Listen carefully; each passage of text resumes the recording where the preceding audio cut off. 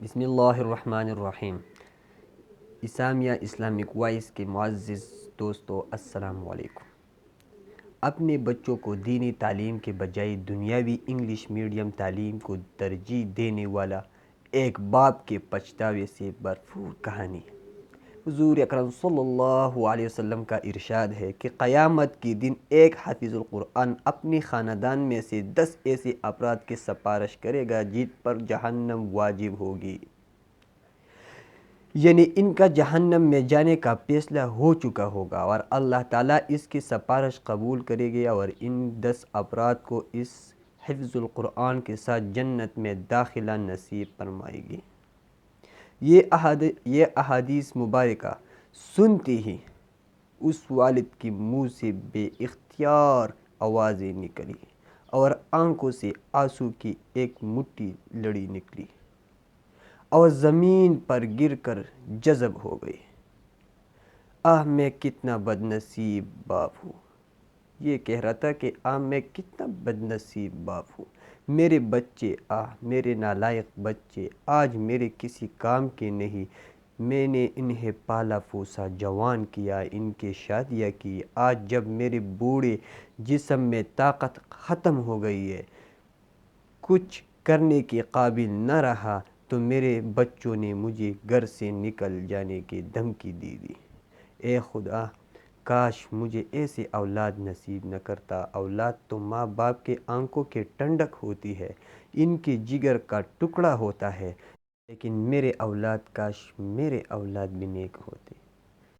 ایک ٹھنڈی سانس بھر کر اس نے اپنا سر اوپر کیا، چاروں طرف نظریں دوڑائی تو مسجد خالی ہو چکی تھی۔ شاید نمازی نماز پڑھ کر گھروں کو چلے گئے تھے۔ امام صاحب بھی اپنے احادیثوں والی کتاب الماری میں رکھ کر جا رہے تھے۔ میں بھی دیوار کے سہارے سے اٹھا اور مسجد سے باہر نکل آیا۔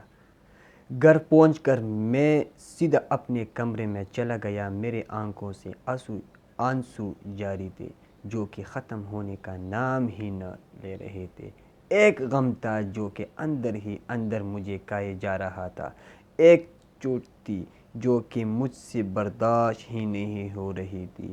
کاش کہ میں نے اپنے بچوں کو دینی تعلیم سے بھی روشناس کرایا ہوتا، کاش انہیں دین اسلام کے کچھ باتیں ہی سکھا دی ہوتی، انہیں زندگی گزارنے کے کچھ طریقے ہی سکھا دی ہوتی، تو شاید میرے ساتھ یہ حال نہ ہوتا۔ غلطی میری ہی تھی، میں نے انہیں شروع سے ہی شہر کے اونچے اور انگلش میڈیم اسکول میں داخل کرا دیا تھا۔ ان کا سارا نصب تو انگلش میں تھا، ماحول بھی انگلش والا تھا، گویا جیسے اردو لکھنا پڑھنا جانتے ہی نہ ہو۔ بڑا بیٹا تو جو تھوڑے بہت اردو سمجھ لیتا تھا، چھوٹے کو تو بالکل ہی نہیں آتی تھی۔ گھر میں وہ میرے ساتھ بھی انگلش بولنے کی کوشش کرتے، لیکن میں ان کو جواب اردو میں ہی دیتا تھا۔ کتنا فخر تھا مجھے اپنے بیٹوں پر، جب وہ انگلش بولتے تو میرا دل خوشی سے لبریز ہو جاتا اور میں جھوم جھوم کر ان کے اور زیادہ حوصلہ افزائی کرتا۔ مجھے اچھی طرح یاد ہے کہ ایک دفعہ میرے چھوٹے بیٹے نے مجھ سے انگلش میں میرا حال احوال پوچھا تو میں نے خوشی سے اسے گلے لگا لیا اور ایک چھوٹا سا انعام بھی دیا۔ انعام لے کر وہ خوش ہو گیا، لیکن آج جب یہ واقعہ یاد آیا تو میں بری طرح رونے لگ گیا۔ ہائے میرے بچے، میرے بچوں نے مجھے چھوڑ دیا۔ صاف ظاہر ہے جب میں نے انہیں انگریزوں والی تعلیم دلوائی تو انہوں نے میرے ساتھ سلوک بھی انگریزوں والا ہی کرنا تھا۔ مجھے یہ بھی اچھی طرح یاد ہے بچپن میں میرے بچوں کو اسکول سے 2 بجے چھٹی ہوا کرتے تھے اور 3 بجے انہوں نے اکیڈمی پڑھنے جانا ہوتا تھا اور پھر اکیڈمی سے رات گئے واپس آتے تھے۔ میری بیوی کچھ دیندار سلیقہ شعار اور سمجھ رکھنے والی خاتون تھی۔ ایک دفعہ مجھے کہنے لگی کہ سائم کے پاپا، بچوں کو قرآن مجید بھی پڑھانا چاہیے، میں چاہتی ہوں کہ ہمارے بچے قرآن مجید بھی پڑھیں۔ میں اپنی بیوی کی بات سن کر سوچ میں پڑ گیا، ان کو تو ٹائم ہی نہیں ملتا، قرآن کریم کی تعلیم وہ کیسے حاصل کرے گی؟ میں نے اپنی بیوی کو یہ بات بتائی تو وہ بولی، بچوں کے پاس 2 سے 3 بجے تک کا وقفہ ہوتا ہے۔ اس دوران قاری صاحب سے بات کر آئے تو وہ آدھا گھنٹہ دے دیا کرے۔ مجھے یہ تجویز بلی لگی۔ میرے گھر کے ساتھ ہی ایک اچھا سا مدرسہ تھا۔ میں اسی مدرسے میں گیا، قاری صاحب سے ملاقات کیا اور اپنے بچوں کے بارے میں ان کو بتایا اور ساتھ قرآن مجید پڑھانے کے اپر بھی کی۔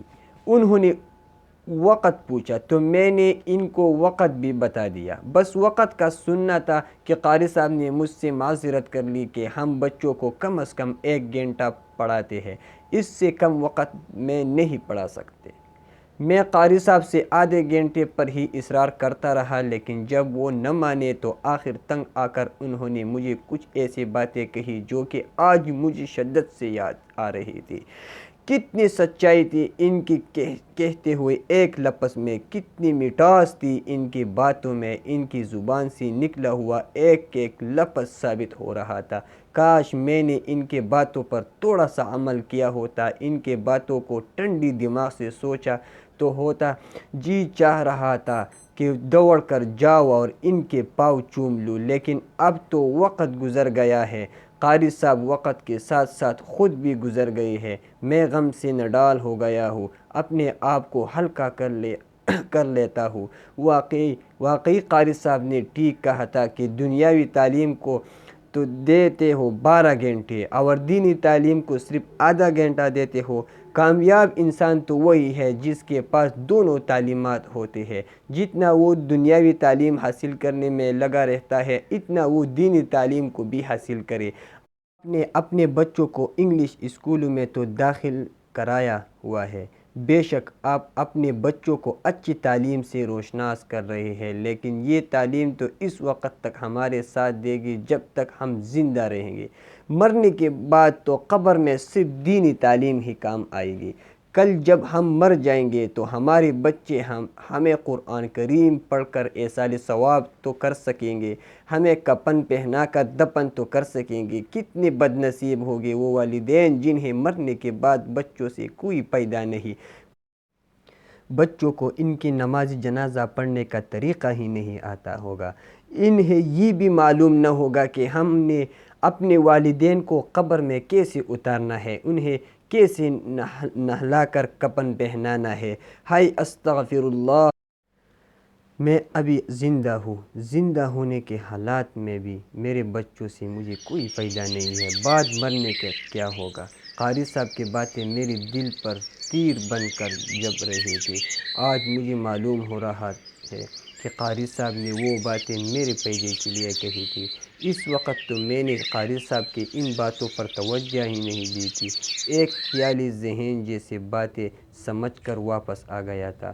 اگلے روز میں پھر قاری صاحب کے پاس نہ گیا۔ میں اپنے بچوں کو اسکول باقاعدگی اور پابندی کے ساتھ بھیجا کرتا تھا، کیونکہ مجھے معلوم تھا، بلکہ میرا خیال تھا کہ میرے بچے اچھی تعلیم حاصل کر کے کل کو اچھے شہری، اچھے انسان بن جائیں گے۔ میرا ارادہ تھا کہ میں اپنے بڑے بیٹے کو ڈاکٹر بناؤں گا جو کہ بڑھاپے کے حالات میں میری خدمت کرے گا، چھوٹے بیٹے کو بھی کسی بڑے عہدے پر فائز کرا دوں گا۔ اے اللہ پاک، میں کیا کروں، میری آنکھوں سے تو آنسو جاری ہے، میں صدمے سے پاگل ہو رہا ہوں۔ اے کاش جب میں مر جاؤں میرے بچوں کو اتنی بھی فرصت نہیں ہوگی کہ میری نماز جنازہ پڑھ سکے اور مجھے صحیح طریقے سے دفنا سکے۔ اے کاش، پچھتانے کے سوا اب تو کوئی چارہ ہی نہیں، وقت تو گزر گیا ہے۔